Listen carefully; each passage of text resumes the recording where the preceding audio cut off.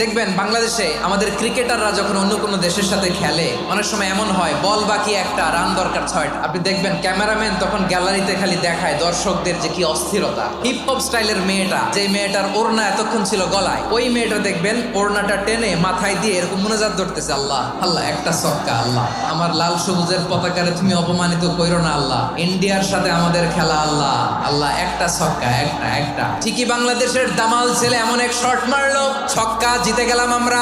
পুরো স্টেডিয়াম জুড়ে চিৎকার, হই হুল্লোড়, মৌজ মাস্তি। যেই মেয়েটা মাথার মধ্যে ওড়না দিয়ে এতক্ষণ সুবহানাল্লাহ বলে আল্লাহর কাছে দোয়া করেছে, ওই মেয়ে এখন আবার ওড়না ফেলে দিয়ে নাচা শুরু করে দিয়েছে।